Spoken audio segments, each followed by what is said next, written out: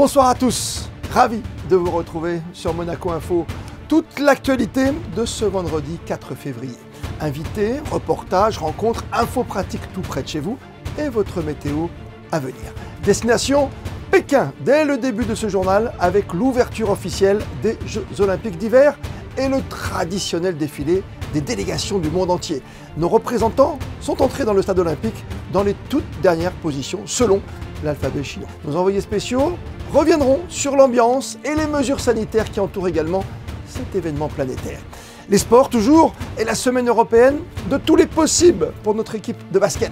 2 matchs à l'extérieur, 2 victoires avec hier un succès renversant à Belgrade qui installe la Roca Team dans le grand 8 du classement, synonyme à ce jour d'une qualification pour la phase finale. Résumé et réaction dans un instant avec Frédéric Elliott. Et puis nous parlerons ce soir économie avec 2 secteurs bien distincts face à la crise. Le monde de l'intérim tout d'abord et son rôle sociétal. Aujourd'hui face à l'offre et à la demande, le directeur d'Adecco à Monaco, Renaud Durand, sera notre grand témoin. Et puis nous ferons l'état des lieux dans le cadre de l'aviation d'affaires avec Thierry Boutsen, l'ancien champion de Formule 1, reconverti aujourd'hui dans le domaine de l'aviation privée. Il nous dressera le bilan de près de 2 ans d'expérience face à la situation sanitaire et l'attention portée aujourd'hui par le gouvernement sur les secteurs du luxe, justement avec 2 nouvelles lois en tout cas, qui concernent le renforcement de la lutte contre le blanchiment des capitaux.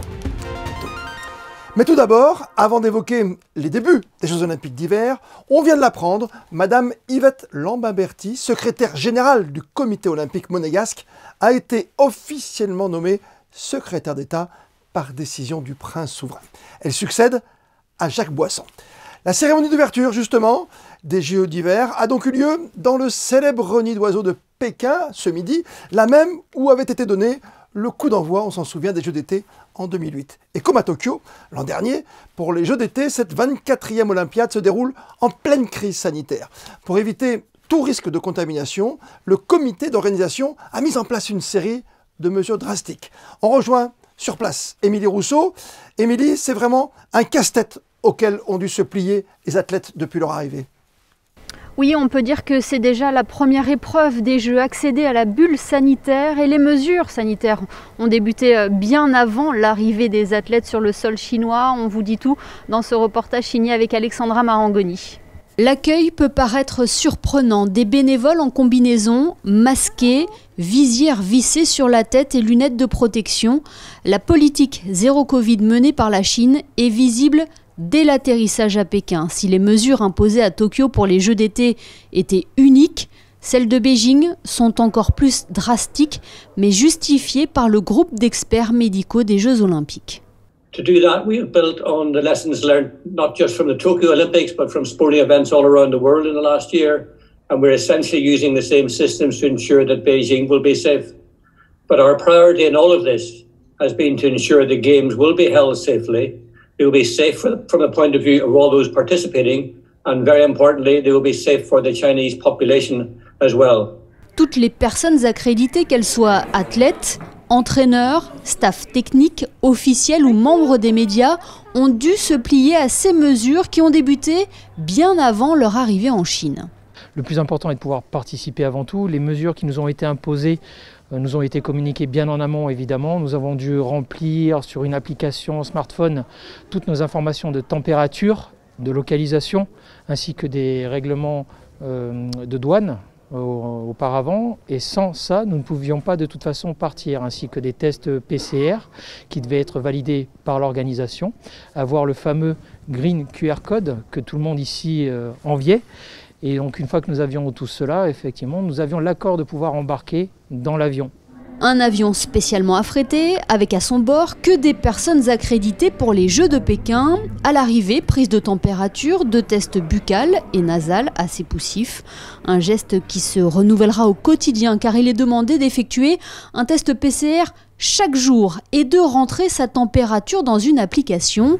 Le port du masque est bien évidemment obligatoire pour vivre dans ce monde parallèle qu'est la bulle sanitaire, un monde sans interaction avec la population extérieure et d'où il est impossible de s'extraire. Émilie Rousseau et Alexandra Marangoni à Pékin. La crise sanitaire d'ailleurs au cœur des discussions au plus haut niveau, et notamment hier lors de la 139e session du Comité international olympique dans la capitale chinoise, session à laquelle a participé le prince Albert II en tant que membre du CIO. Le président du comité olympique, lui, a rappelé l'importance de cette Olympiade. Selon le président, c'est une Olympiade porteuse d'un énorme potentiel pour les sports d'hiver partout dans le monde. Une occasion en tout cas unique pour mobiliser une toute nouvelle communauté de passionnés de sport. En Chine, par exemple, 300 millions de personnes s'adonnent désormais aux joies des sports de neige et de glace. Un chiffre en très nette hausse dans un pays, on le sait, à très fort potentiel. Sport toujours, en basket, la très belle semaine pour notre équipe de basket. Après son succès à Athènes mardi soir, la Roca Team a remonté un déficit de 20 points hier pour renverser l'Étoile Rouge de Belgrade dans sa salle. Une victoire 91-80 qui permet à Monaco aujourd'hui d'intégrer le top 8. Le résumé de la rencontre, il est signé Frédéric Elion. La Roca Team devait faire un sans faute cette semaine pour maintenir son rêve de top 8, un périple parfaitement négocié, avec 2 victoires à la clé à Athènes, puis à Belgrade hier soir. Et voilà Monaco de retour à l'équilibre, avec un bilan de 12 victoires et 12 défaites et une 8e place au classement. Dans la chaude ambiance presque hostile de la mythique Ala Pionir, désormais appelée Ala Aleksandar Nikolic, les Monégasques sont au contact en début de match. 13 partout après 5 minutes sur ce tir de Yacouba Ouattara. À 3 points au buzzer. Puis le trou noir, un 13-0 encaissé en 3 minutes. Avec une belle adresse longue distance pour l'Étoile Rouge, 4 sur 8 à 3 points, 30-16 pour Belgrade après 10 minutes. Ils se régalent sur les shoots à longue distance, les joueurs de l'Étoile Rouge. L'écart monte à plus 20 dans le deuxième quart-temps sur cette nouvelle réussite à 3 points d'Austin Hollins, meilleur marqueur côté serbe avec 19 points. Dwayne Bacon, 17 points. Et Alpha Diallo en mode couteau suisse, 9 points, 7 rebonds, 4 passes, 3 interceptions. Prennent alors les choses en main pour réduire l'écart avant la mi-temps. Plus 10 Belgrade, 52-42. Monaco montre un tout autre visage en deuxième période et hausse le curseur en défense. Une action illustre ce changement d'intensité. Interception de Paris Lee. De l'autre côté du parquet, Mottier Jounas, MVP de la rencontre avec 20 points et 6 rebonds, conclut près du cercle. La Roca Team passe devant sur ce gros tir clutch de Mike James, 10 points, 6 passes. Mottier Jounas enfonce le clou, lui aussi à 3 points, plus 5. Et Will Thomas scelle la victoire sur ce dunk, 91-80. La passe de Donatas Mottier Jounas. We found a way, especially in the second half, to control them, first defensively, and then on the end, also finding a good shots in offense. Happy for these guys, happy for, all this, good, nice trip, they gave me, so let's go. We still need to dream a little bit this top 8, and every game,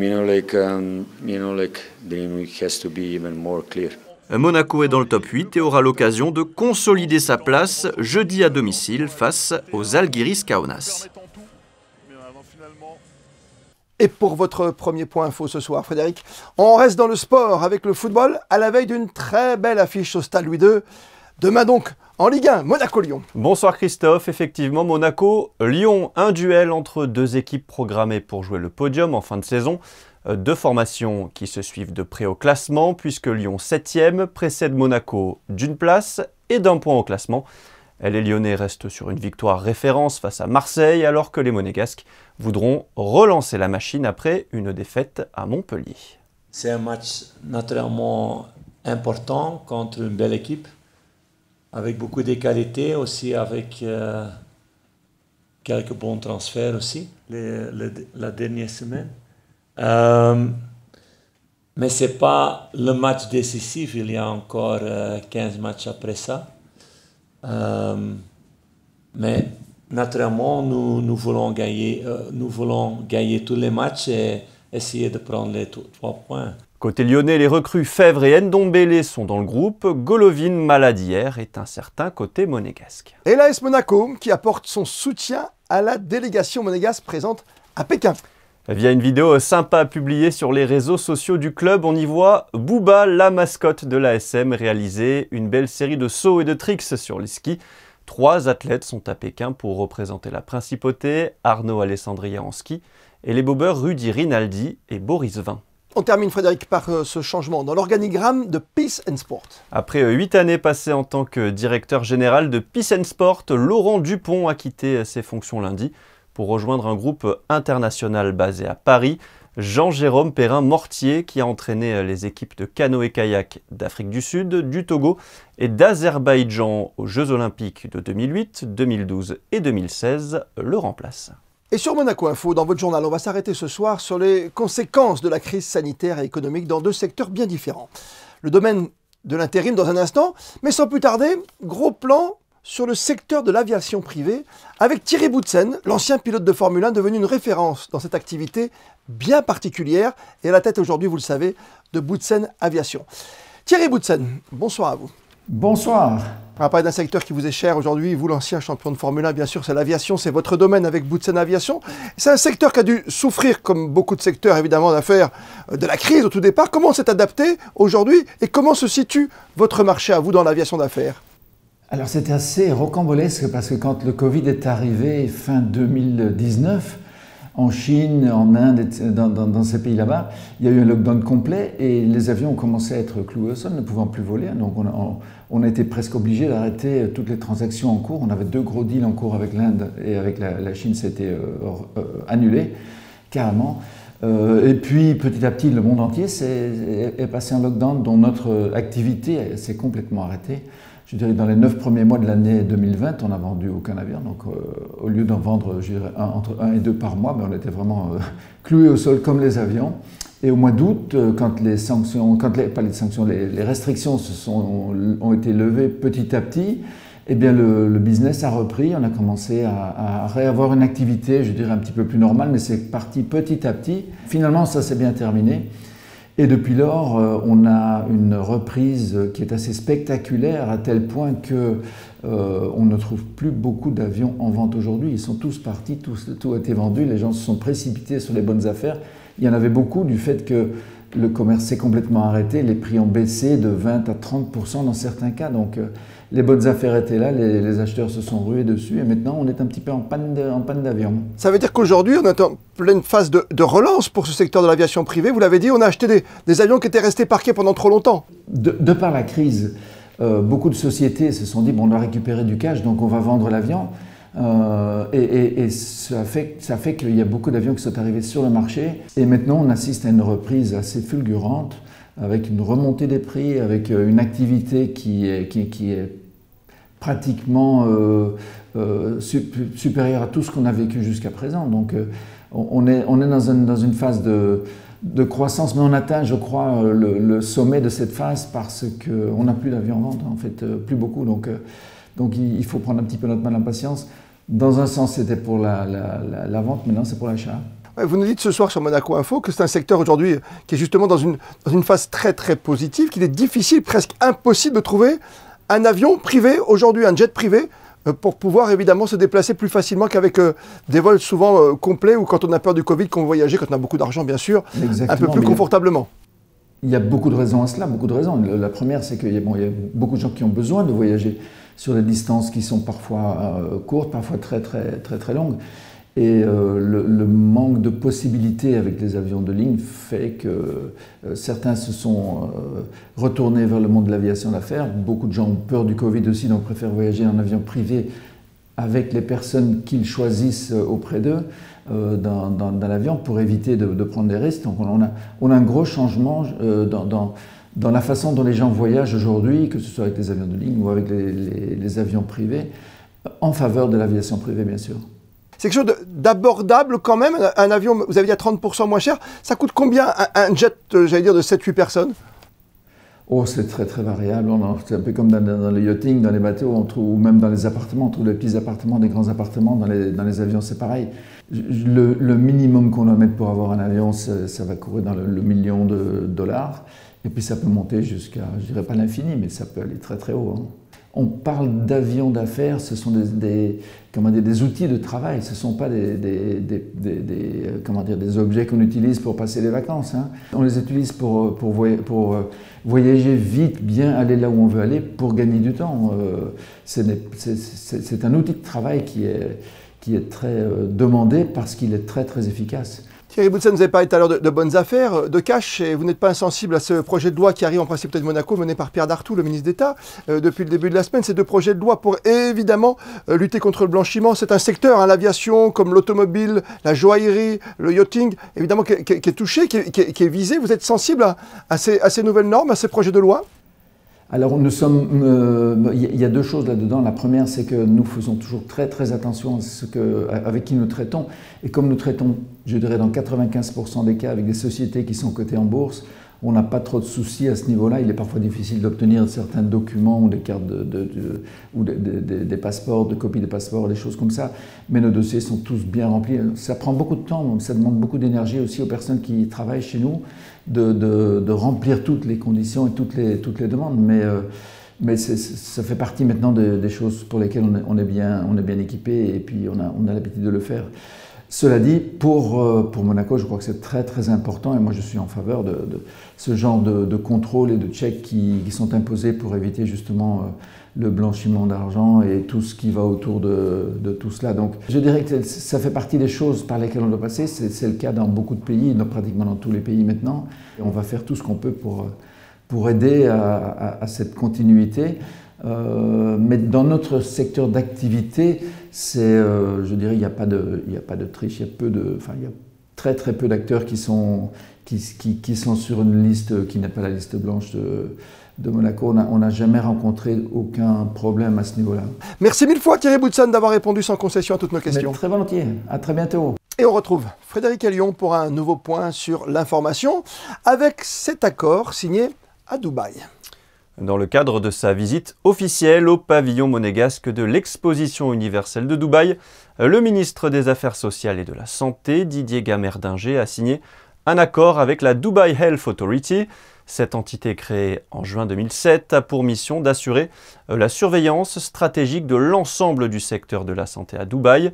Cet accord est destiné à renforcer les liens entre les structures de santé des deux pays.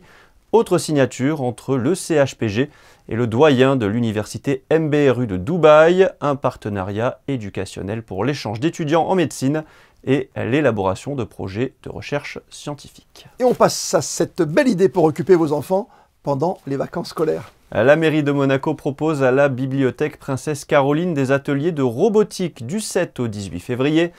Ces ateliers vacances d'hiver seront proposés chaque matin entre 10h et midi aux enfants de plus de 8 ans. On termine par le Jeudi des Arts qui s'est déroulé hier soir. Le premier et troisième jeudi de chaque mois, Laurence Genk invite des créateurs à présenter leur savoir-faire dans l'atelier Galerie de Monaco. Cette semaine, la créatrice lyonnaise Sandra Ilger est venue présenter ses créations, des collections de joaillerie aux multiples facettes. Et retour à notre dossier économique de ce vendredi soir. Et comment le monde de l'entreprise traverse aujourd'hui cette longue crise? Renaud Durand, le directeur de la filiale Adecco, est en duplex avec nous ce soir pour parler intérim. Bonsoir à vous. Bonsoir. Il est important de faire le point sur le marché de l'intérim. Vous êtes le directeur de la filiale, je rappelle, à Monaco. Avec la Covid, il y a eu peut-être des hauts et des bas, on l'imagine? Comme tout secteur d'activité, l'intérim s'est adapté à la crise sanitaire. La crise sanitaire qui nous préoccupe encore aujourd'hui. Est-ce qu'il y a beaucoup d'offres d'emploi déjà à Monaco, par exemple, dans le secteur de l'intérim, notamment chez vous? On a des offres d'emploi tout à fait régulières dans beaucoup de domaines d'activité et certains qui sont leaders, comme le BTP par exemple en ce moment. C'est aujourd'hui un intérim, j'allais dire presque digital avec le télétravail à Monaco. Le télétravail a été une des solutions mises en place avec l'accord des autorités monégasques et de la direction du travail, qui a apporté cette souplesse pour l'intérim et pouvoir, dans bien sûr les secteurs d'activité où le télétravail est possible, autoriser les intérimaires à rentrer dans ce dispositif. Le secteur le plus demandeur aujourd'hui à Monaco? Je dirais qu'un intérimaire sur deux aujourd'hui est dans le BTP, c'était plutôt inférieur à ça sur les années précédentes. Donc 1 sur 2 dans le BTP et le reste des activités sont couvertes au niveau du tertiaire, de la banque, de l'industrie. Tous les secteurs sont représentés, en tout cas on est présent sur tous les secteurs pour aider les entreprises à recruter. Au regard des travaux à Monaco, on peut imaginer, vous l'avez dit, hein, vous venez de le confirmer, que le BTP est le secteur numéro 1. Est-ce qu'il y a une pénurie dans ce domaine ou pas ? On peut parler de pénurie, alors particulièrement effectivement dans le secteur du BTP, que ce soit sur le gros œuvre, les qualifications du gros œuvre ou du second œuvre. On pourrait citer les électriciens, les techniciens clim, les plombiers, les métiers traditionnels du BTP. Mais on peut également citer d'autres secteurs en pénurie, comme l'IT, hein, au sens large du terme, le digital, dans lequel bon nombre de métiers aujourd'hui ont des postes ouverts et n'arrivent pas à trouver de compétences en fait. Un vrai rôle sociétal, vous l'avez dit, c'est important. Encore plus en cette période de crise depuis mars 2020 ? Certainement plus, puisqu'on accompagne les intérimaires et on essaye de donner une trajectoire professionnelle à certaines qualifications qui sont forcément en reconversion, parce qu'il y a des métiers qui n'ont pas complètement redémarré. Puis on connaît les actualités dans certains métiers comme l'hôtellerie-restauration, des personnes qui se réorientent et du coup on joue notre rôle aussi de pouvoir créer des passerelles de compétences entre les métiers et développer les compétences manquantes sur le marché de plus en plus. Oui, relancer les employés, hein, relancer peut-être aussi certains rêves, pourquoi pas devenir CDI ou peut-être accéder à un autre poste complètement différent ? En fait, on a vraiment deux types d'intérimaires. Il y a les intérimaires qui sont en attente de retrouver un CDI ou un CDD. Donc leur objectif, c'est effectivement d'aller sur des missions qui vont se terminer par un emploi. L'intérim est toujours un tremplin pour l'emploi, on l'a dit, pas seulement pour les jeunes, mais pour tout type de personnes qui vont rechercher. Et puis ensuite, on a une deuxième catégorie d'intérimaires qui, eux, font de l'intérim par choix. Ça peut être tout simplement sur des métiers aujourd'hui, découvrir de nouveaux métiers pour certaines personnes, aller voir différentes entreprises. Vous avez un exemple, peut-être sans être indiscret, hein, de réussite d'un parcours particulier que vous avez pu suivre, vous, par exemple, chez Adecco à Monaco ? Alors, sur des parcours, bien sûr, on a des intérimaires qui ont débuté dans certains métiers, qui ont voulu se reconvertir. On les a aidés. J'ai en tête, hein, j'ai une personne qui travaille depuis quelques temps dans le secteur du traiteur, de la restauration en traiteur, et qui a un projet professionnel dans le monde du transport. On lui a fait passer son permis, donc il lui fallait cette, entre guillemets, cette qualification, ce permis pour pouvoir accéder à son idée du moment. Et du coup, il est rentré dans le secteur du transport et de la logistique. Et c'est vraiment ce qu'il voulait faire. Donc oui, on peut accompagner effectivement des transitions de métier en aidant et en jouant notre rôle. Pour ceux qui ne connaissent pas le monde de l'intérim, comment ça se passe ? Est-ce qu'on vient vous voir comme dans un cabinet de recrutement ou est-ce qu'on fait juste à distance, on répond simplement à une petite annonce dans le journal local, sur la télé ou ailleurs ou à la radio ? Est-ce qu'on peut venir vous voir et échanger pour avancer le plus vite possible ? En fait, on a des personnes qui viennent spontanément nous voir. On a aussi, nous, notre rôle pour aller rechercher des personnes qui sont en disponibilité, qui vont laisser leur CV sur différentes bases. Et puis, on travaille aussi de façon assez étroite avec la main-d'œuvre monégasque, le service de l'emploi. On fonctionne ensemble avec un but très simple, c'est de fournir les compétences pour les entreprises qui en ont besoin et puis donner du travail à ceux qui en cherchent. Très bien, merci d'avoir fait le point avec nous sur l'intérim à Monaco. Merci à vous Renaud Durand, vous êtes le directeur de la filiale Adecco ici en Principauté. Merci à vous. Je vous remercie, bonne soirée. Intérim, travail et vacances aussi bien méritées pour nombre d'entre vous dès ce soir. Qu'avez-vous prévu de faire sur ces 15 jours de congés scolaires ? Mer, montagne, maison ? Alexandra Pagny et Lionel Bernardi sont allés à votre rencontre. Au ski, avec les enfants, la famille.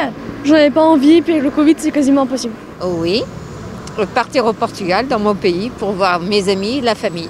Non, pas spécialement, j'ai des études, donc je vais rester plutôt ici. Non, on reste plutôt sur Monaco et un tout petit peu en Italie. Oui, je pars au ski, à la Plagne. Je resterai là. J'ai de quoi faire. Peut-être Venise ou le Maroc ou encore l'Égypte, le Caire. Je ne pars pas en vacances malheureusement cette année parce que je viens de déménager ici. Mais j'aimerais bien aller quelque part où il fait un peu plus chaud. J'ai toujours froid.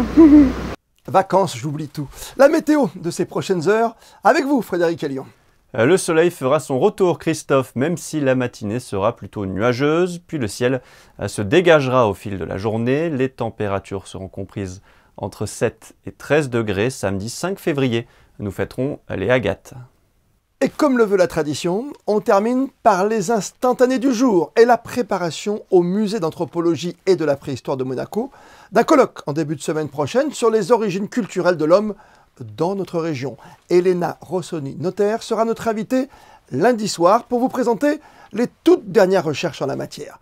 Le reportage photo, lui, est signé ce soir Stéphane Dana, accompagné de Mathis Canet-Lorenzi. On se retrouve demain avec Frédéric et Lyon, 19h, pour une toute nouvelle édition de votre journal. D'ici là, belle et bonne soirée à toutes et à tous sur Monaco Info.